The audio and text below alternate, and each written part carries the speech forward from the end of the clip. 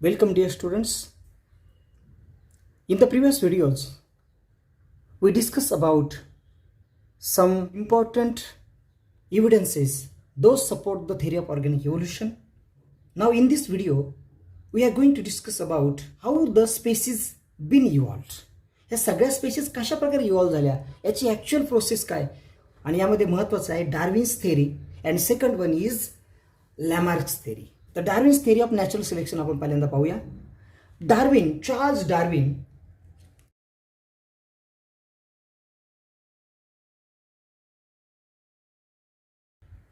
Charles Darwin observed so many plants and so many animals and birds on an island for about 5 years.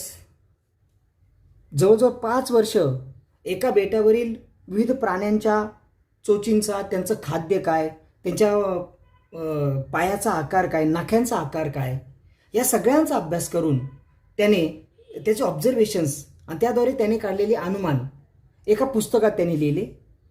त्या पुस्तकाचं नाव आहे origin of species.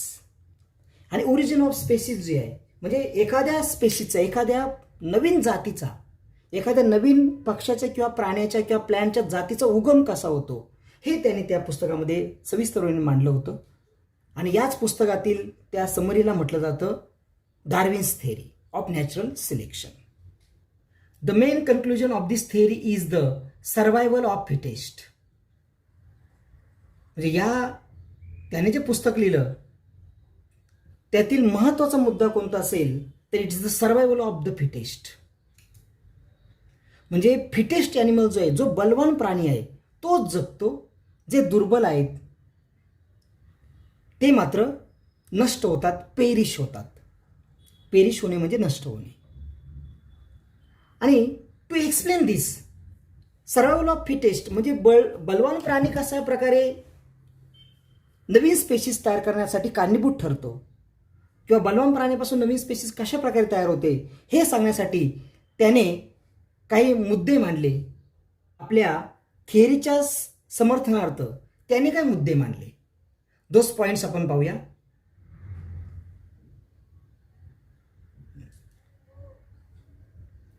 All organisms reproduce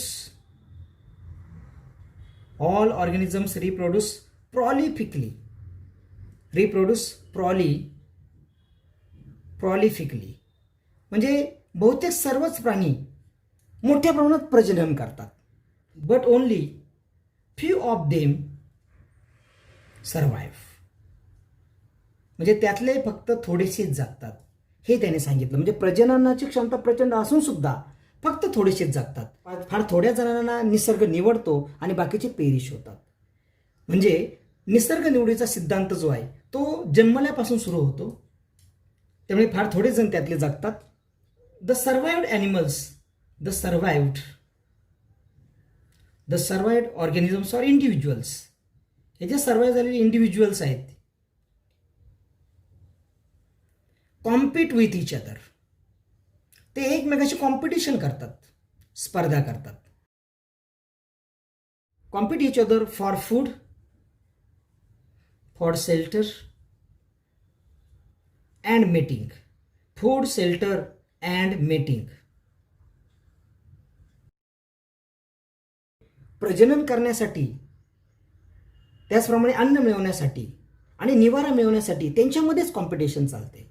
म्हणजे जे animal त्यातले जिवंत राहिले तर यांच्यामध्ये कॉम्पिटिशन असते, स्पर्धा असते. तर अन्न मिळवण्यासाठी, त्याचप्रमाणे निवारा मिळवण्यासाठी आणि मेटिंग म्हणजे प्रजननासाठी पार्टनर शोधण्यासाठी त्यांच्यामध्ये स्पर्धा असते. आणि इन दिस कॉम्पिटिशन या सगळ्या कॉम्पिटिशनमध्ये ही एक लाईफ थ्रेटनिंग कॉम्पिटिशन असते. जगो किंवा मरो या स्वरूपाची अशा प्रकारची कॉम्पिटिशन असते. म्हणजे या क्रियेमध्ये कधी कधी फूड शोधताना एखाद्या प्राण्याचा मृत्यूसुद्धा होतो किंवा निवारा शोधताना सुद्धा एखाद्या प्राण्याच्या निवासस्थानावर जर अतिक्रमण झालं तर या प्राण्यांची लढाई होते आणि यामध्ये जो बलवान आहे तोच परत जिंकतो. म्हणजे अशा प्रकारे या कॉम्पिटिशनमध्ये ही जे लाईफ थ्रेटनिंग अशी कॉम्पिटिशन असते. आणि in this competition only those organism survive.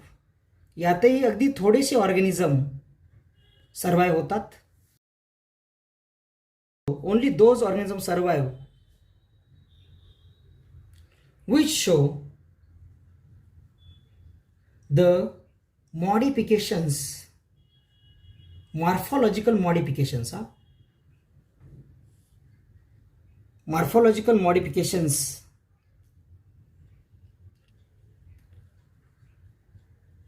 essential for winning the competition.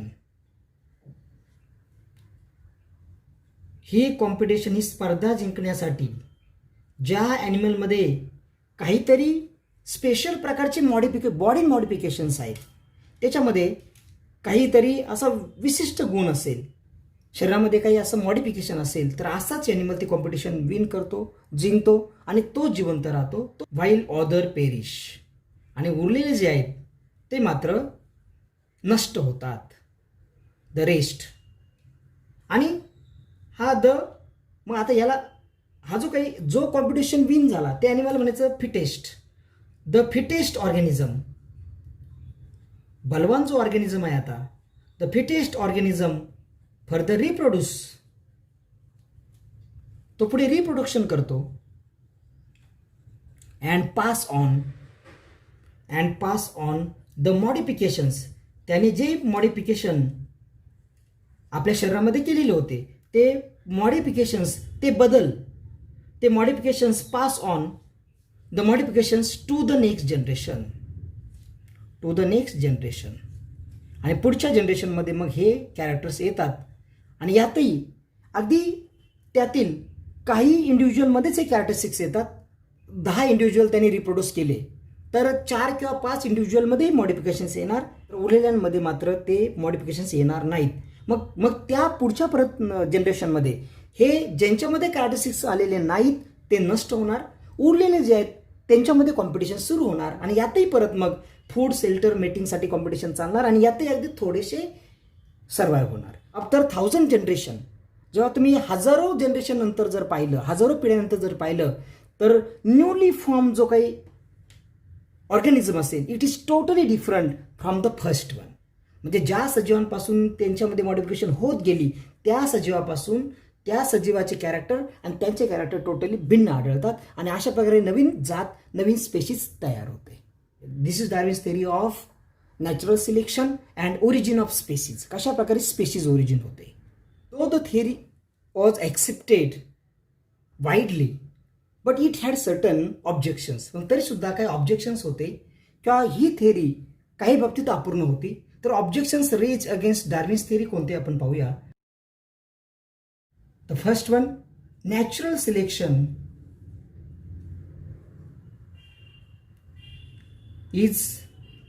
is not the only factor. नैसर्गिक निवड हाच मुख्य फॅक्टर नाही for evolution. Only factor responsible for evolution.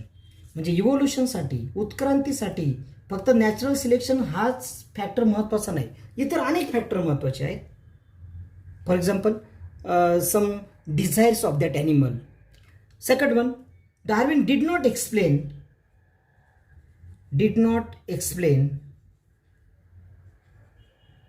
about the useful and useless modification. काही modification जे असतात ते useful असतात आणि काही मात्र युजलेस असतात, त्यांचा काही उपयोग नसतो. तर युजलेस जे मॉडिफिकेशन्स आहेत किंवा युजफुल मॉडिफिकेशन आहेत हे कशा प्रकारे निर्माण झाले याबद्दल कोणते एक्सप्लेनेशन त्यांनी तो देऊ शकला नाही. So it is also a second drawback or disadvantage of Darwin's theory. आणि third one is there is no any explanation about, त्या थेअरीमध्ये कोणत्याही प्रकारचं एक्सप्लेनेशन नव्हतं about slow changes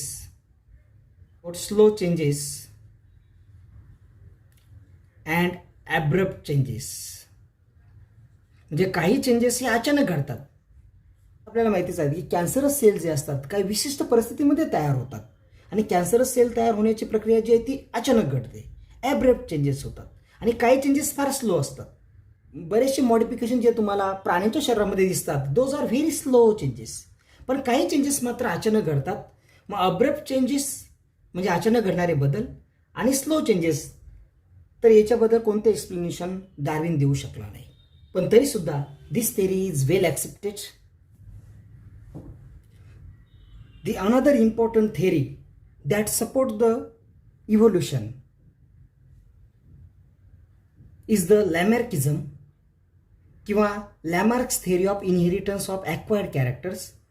And this theory was proposed by a biologist Jean-Baptiste Lamarck.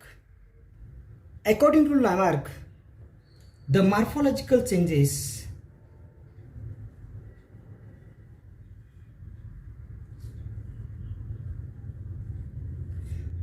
occurring in living organisms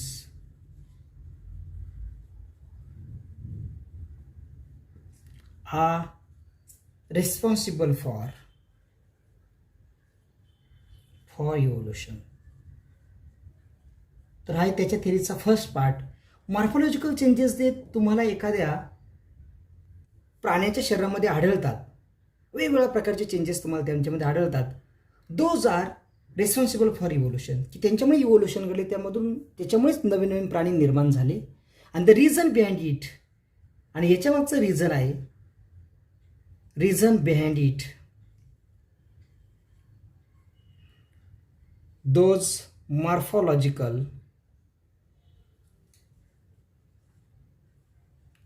changes is, या morphological changes मागचं आहे कारण आहे is the activities and laziness of that organism. त्या ऑर्गॅनिझमचं ॲक्टिव्हपणा ऑफ दॅट ऑर्गॅनिझम किंवा त्याचा laziness, त्याचा आळस किंवा त्याने त्यासाठी केलेले प्रयत्न, हे त्या मॉर्फोलॉजिकल चेंजेससाठी कारणीभूत आहेत. आणि या चेंजेसमुळे तो प्राणी इतरांपेक्षा वेगळा दिसतो आणि यातूनच इव्होल्युशन घडते, नवीन प्राणी तयार होतो. अकॉर्डिंग टू लॅमार्क, तो प्राणी जे काही प्रयत्न करतो, हे प्रयत्न कारणीभूत आहेत त्याच्यामधली मॉर्फोलॉजिकल चेंजेसला, आणि या मॉर्फोलॉजिकल चेंजेसमुळेच इव्होल्युशन घडते. तर प्रयत्न कारणीभूत आहेत किंवा त्याचा आळस कारणीभूत आहे, ही महत्त्वाची थेरी, हा महत्त्वाचा मुद्दा त्यांनी या थेरीमध्ये मांडला. फॉर एक्झाम्पल, नेक ऑफ जिराफची जी काही नेक आहे has become too long due to constant browsing, सतत constant browsing on leaves of tall trees.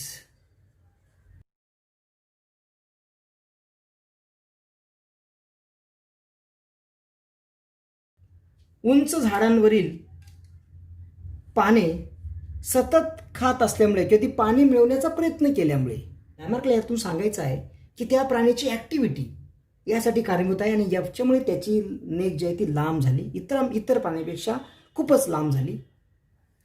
तर याला कारण आहे त्याची activity. Second example, wings of birds like ostrich, wings of ostrich emu have become weak. हे weak झाले म्हणजे ते या पंखाच्या साह्याने ते उडू शकत नाहीत, ड्यू टू नो यूज न केल्यामुळे, ड्यू टू नो यूज. आणि ज्यांनी खूप यूज केला, खूप उंच उडू शकतात, याला कारण त्यांची ॲक्टिव्हिटी आणि यांचा लेझीनेस कारणीभूत आहे, की ज्याच्यामुळे त्यांचे विंग्स वीक झाले, due to no use. Snakes lost legs due to burrowing habit.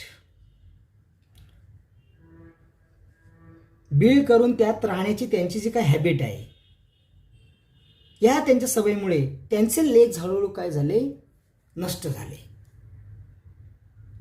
हे जे कॅरेक्टर त्यांनी ॲक्टिव्हिटी करून मिळवले, या सगळ्यांना म्हणतात ॲक्वायर कॅरेक्टर्स. या कॅरेक्टरला म्हटलं जातं ॲक्वायर्ड कॅरेक्टर्स. त्याने स्वतः ते प्राप्त केलेले आहेत, त्यामुळे ॲक्वायर कॅरेक्टर निसर्गाने त्याला दिलेले नाहीत. ॲक्वायर कॅरेक्टर्स आणि these characters are transferred from generation to generation. आणि याच्यामुळे ज्या एकदम पहिला सजीव आणि खूप जनरेशन नंतरचा सजीव हे पूर्णतः वेगळे दिसतात आणि यातून नवीन जात, नवीन स्पेसिस तयार होते, हे लॅमार्कने स्पष्ट केलं. तर याच थिअरीला म्हणतात inheritance of acquired character. Character त्याने ॲक्वायर्ड केले, ते पिढ्याने पिढ्या पुढच्या पिढीमध्ये पास ऑन झाले आणि यातून नवीन सजीव तयार झाले. या थेरीला मग theory of inheritance of acquired character असेही म्हटले जाते. या थेरीचे पण काही ड्रॉबॅक्स होते. फॉर एक्झाम्पल म्हणजे development of organ due to specific activity. म्हणजे स्पेसिफिक ॲक्टिव्हिटीजमुळे एखाद्या अवयवामध्ये डेव्हलपमेंट होणे, तो अवयव अधिक बलवान होणे, त्याचं स्ट्रक्चर बदलणे, किंवा लेझीनेसमुळे एखादा अवयव जो आहे तर तो डिजनरेट होणे. फॉर एक्झाम्पल आपल्या शरीरातले अनेक अवयव डिजनरेट झालेले आहेत. आपली टेल डिजनरेट झाली, आपल्या शरीरातलं जे काही अपेंडिक्स आहे ते सुद्धा डिजनरेट अवस्थेमध्ये आहे, त्याचा आता यूज नाही, कारण लेझीनेसमुळेच ते डिजनरेट झाले. असे अनेक अवयव जे आहेत हे डिजनरेट होतात due to no use.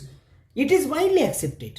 ॲक्टिव्हिटीमुळे development होते, लेझीनेसमुळे डिजनरेट होतात अवयव, त्याचं स्ट्रक्चर, त्याचा आकार कमी होतो, त्याचं फंक्शन कमी होतं, हे सर्वांनी ॲक्सेप्ट केलं. But how this characters are transferred from one generation to another generation is rejected. हे कॅरेक्टर कशा प्रकारे एका जनरेशनपासून पुढच्या जनरेशनमध्ये ट्रान्सफर होतात हे मात्र मान्य करण्यात आलं नाही. हे जर युजफुल असतील, जगण्यासाठी अतिशय आवश्यक असेल, तर आपली बॉडी जी आहे it is a super computer. It is a super computer. आणि त्याच्यामुळेच एखादा बॅक्टेरिया किंवा व्हायरस आपल्या शरीरामध्ये एखाद्या बॅक्टेरिया किंवा व्हायरसने जर आपल्या शरीरात प्रवेश केला की त्याला मारण्यासाठी कोणत्या प्रकारचं केमिकल तयार करायचं हे पूर्णतः आपली बॉडी सेल्स ठरवतात. म्हणजे अशा अनेक उदाहरणं आहेत की ज्यातून आपल्याला हे लक्षात येतं की आपली बॉडी ही सुपर कॉम्प्युटर आहे. अगदी सूक्ष्म लेवलवरती विचार केला जातो आणि टॉक्झिन्स आपल्या शरीरातून थोडक्यात काढून टाकले जातात. युजफुल सबस्टन्स आपल्या शरीरामध्ये तसेच ठेवले जातात. ॲक्वायर कॅरेक्टर जर खूपच जगण्यासाठी उपयुक्त असेल तर साहजिकच जीनमध्ये तशा प्रकारचे बदल होतात, DNA तशा प्रकारचे चेंजेस होतात आणि ह्या चेंजेसमुळे मग हे कॅरेक्टर पुढच्या पिढीमध्ये DNA मार्फत पास ऑन होतात. हे नंतर आता आपल्याला माहीत झालेले आहे. जेनेटिक इंजिनिअरिंगद्वारे आपण हे फार चांगल्या प्रकारे शिकलेलो आहोत. त्याच्यामुळे जीन्स मार्फत हे कॅरेक्टर पुढच्या पिढीत पास होतात हे आत्ता माहीत झालेले, पण त्यावेळेस माहीत नसल्यामुळे दिस थेरी इज वाईडली रिजेक्टेड. त्यामुळे न्यू लॅमार्किझम ही जी थेरी आहे की ज्यामध्ये थोडेसे बदल या लॅमार्कच्या थेरीमध्ये बदल केलेले आहेत, ती मात्र तंतोतंत ऑर्गॅनिक इव्होल्युशनला लागू पडते.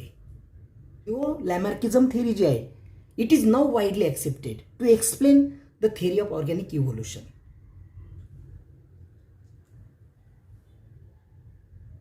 नेक्स्ट पॉईंट पाहूया, स्पेशिएशन. म्हणजे नवीन एखादी सजीवाची जात अस्तित्वात येणे म्हणजे स्पेशिएशन. म्हणजे formation of new species whether it may be of plants or animal is the effect of evolution.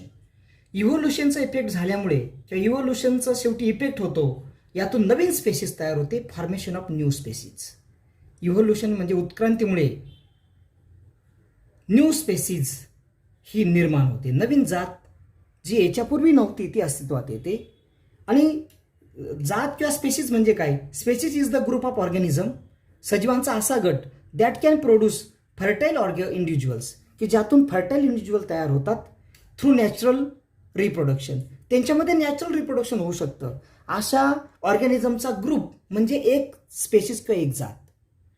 म्हणजे एका जातीच्या सजीवांचं दुसऱ्या जातीतील सजीवांशी रिप्रोडक्शन होऊ शकत नाही, त्या जातीच्या सजीवांशीच त्यांचं रिप्रोडक्शन होऊ शकतं. त्या सजीवांचा गट म्हणजे स्पेसीज. तर स्पेसीजला कारणीभूत आहेत आता आपण पाहिलं की you know that every species found in particular geographical condition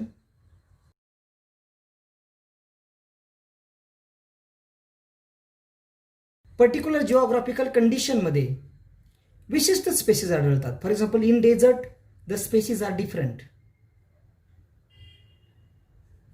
in the snow bound region you found different species.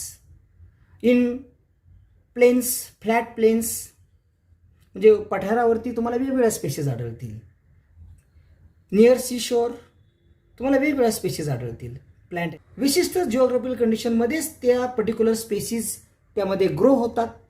They can thrive, they can prosper in particular geographical condition.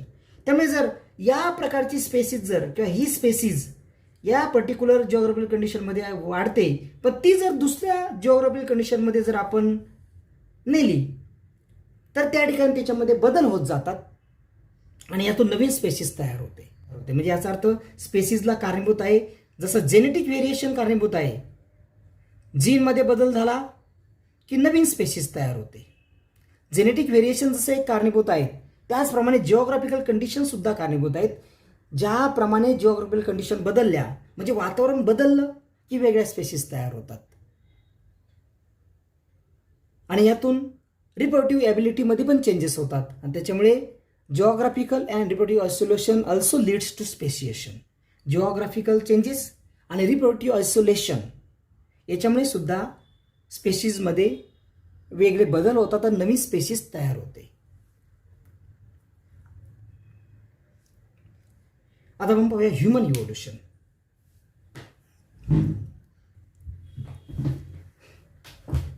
Dear students, it's also very important or interesting how humans have been evolved.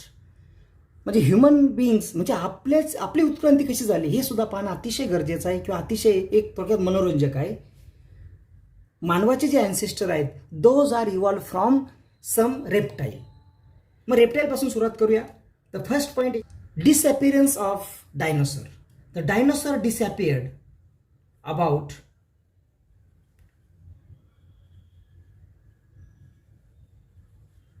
7 crores years ago. 7 crore years ago. 7 crore वर्षांपूर्वी dinosaur जे आहेत ते नष्ट झाले. It is believed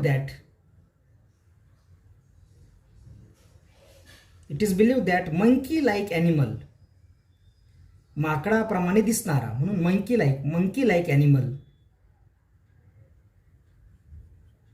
monkey like animals have been evolved.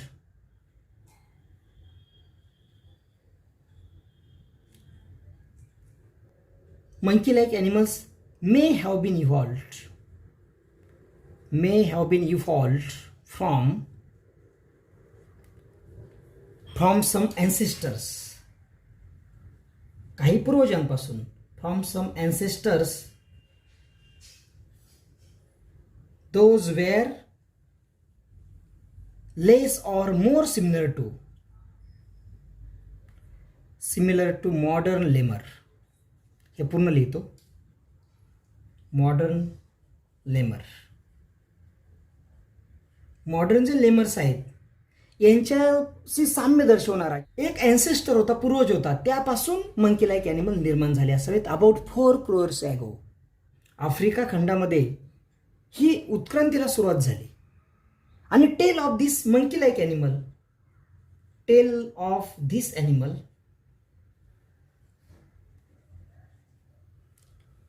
said to be disappear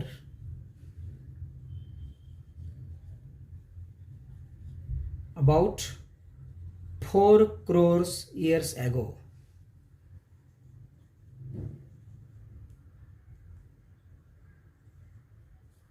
4 crore वर्षांपूर्वी ती tail त्याची disappear झाली आणि एप लाईक ॲनिमल्स, कारण ज्या मंकी लाईक ॲनिमलला टेल नसते तर त्याला एप म्हटलं जातं, कपी म्हटलं जातं. तर ape like animals may have been evolved. मग त्यातून एप लाईक ॲनिमल निर्माण झाले असावे. आणि these ape-like animals improved. The ape-like animal improved due to enlargement in brain. त्यांच्या ब्रेनची वाढ झाली आणि मेंदूची वाढ झाल्यामुळे मग ते आणखी इम्प्रूव्ह झाले. म्हणजे देअर हँड्स बिकम फ्री किंवा hands undergo so many changes, त्यांच्या हँड्समध्ये चेंजेस झाले. आणि मीन फाईल याच कालावधीत, दरम्यानच्या कालावधीत, some animals reach the south and north east Asia. Some animal reach, some animals reached South and Northeast Asia.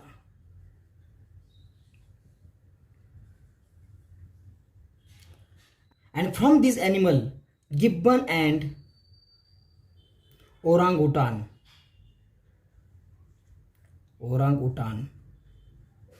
may have been evolved.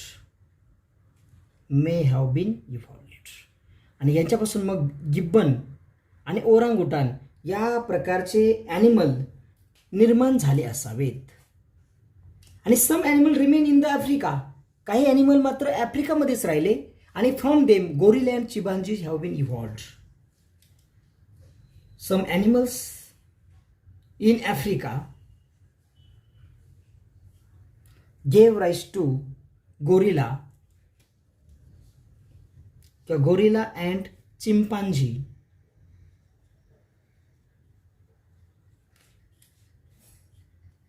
हे animals evolve झाले असावेत from the animals that remain in Africa. आफ्रिकेमध्ये राहिलेल्या ॲनिमलपासून हे gorilla आणि chimpanzee निर्माण झाले असावेत about 2.5 crore years ago.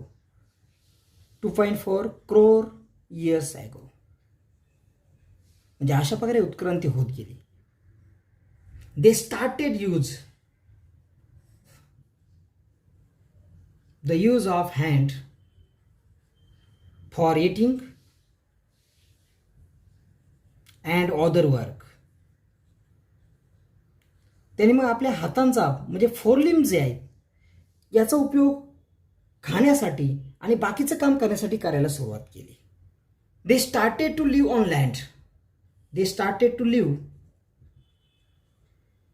on land. Due to decline in the forest. फॉरेस्टमध्ये डिक्लाइन झाल्यामुळे त्यांनी जमिनीवर राहायला सुरुवात केली. And their lumbar bone develop in such way that they started to stand in erect posture. Their lumbar bone म्हणजे कमरेचं जे बोन आहे, their lumbar bone developed in such a way that they started to stand in erect posture. म्हणजे उभं राहायला त्यांनी थोडक्यात सुरुवात केली.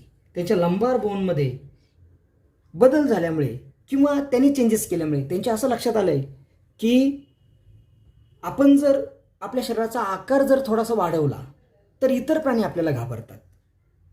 म्हणजे या त्यांच्या नैसर्गिक क्युरिओसिटीमधून, त्यांच्या फाइंडिंग्जमधून, त्यांच्या इन्व्हेन्शनमधून त्यांनी हळूहळू उभं राहायला सुरुवात केली. आणि मग त्यामुळे त्यांच्या लंबार बोनमध्ये, त्याच्या कमरेच्या बोनमध्ये काही चेंजेस झाले आणि ते इरेक्ट पोस्चर म्हणजे अगदी आपण ज्याप्रमाणे दोन पायावर उभे राहतो तसं उभं राहायला त्यांनी सुरुवात केली. आणि so the hands become free. And so hands became free. In this way the animals with erect posture and a free hand have been evolved about 2 crore years ago. म्हणजे अशा प्रकारे काही लाखो वर्षानंतर त्याच्या पोश्चरमध्ये बदल झाला. About 20 lakh years ago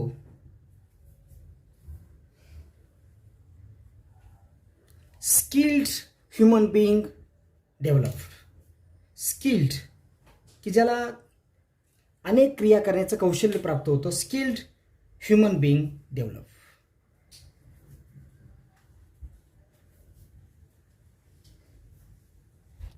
and about 15 lakh years ago human walking with erect posture was इव्हॉल्व्ड.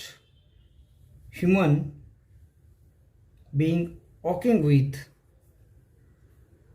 म्हणजे आता तो पूर्णपणे 2 पायावर चालायला त्याने सुरुवात केली. बाय पेडल लोकोमोशनला त्याने सुरुवात केली. The human walking with erect posture have been evolved about 15 lakh years ago in China and Indonesia. In China and Indonesia.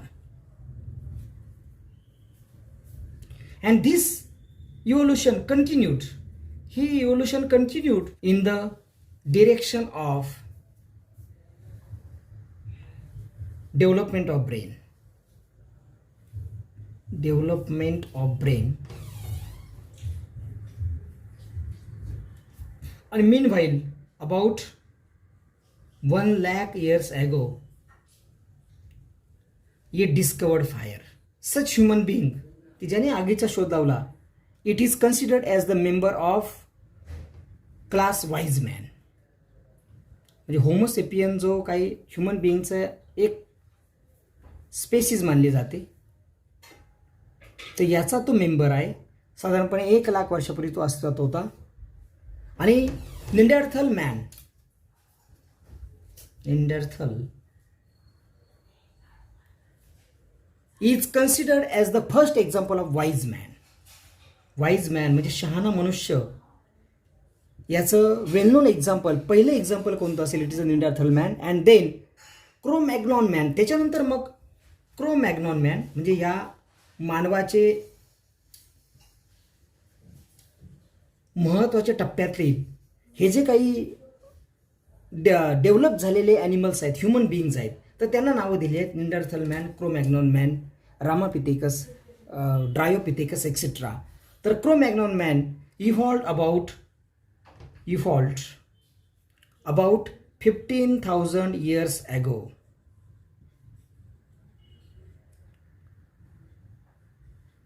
आणि he started to practice. He started the practice of agriculture. The practice of agriculture about 10,000 years ago. And also he started to rear the some animals for milk, like cows and buffaloes, and also dogs for the protection. And cultural development also took place. Cultural development पण झाली. Development. Art of writing, लिहिण्याची जी कला आहे, art of writing is invented about 5,000 years ago. And then about 400 years ago, modern science जे आहे ते evolve झालं. Modern society and industrial society establish about 200 years ago. Industrial society, उद्योगधंदे विकसित झाले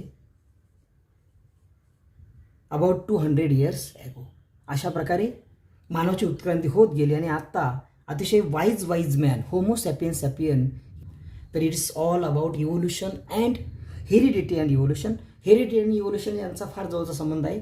हेरिडिटीमुळेच इव्होल्युशनला आवश्यक असणारे कॅरेक्टर पुढच्या पिढीमध्ये पास होतात. It is the relation between heredity and evolution.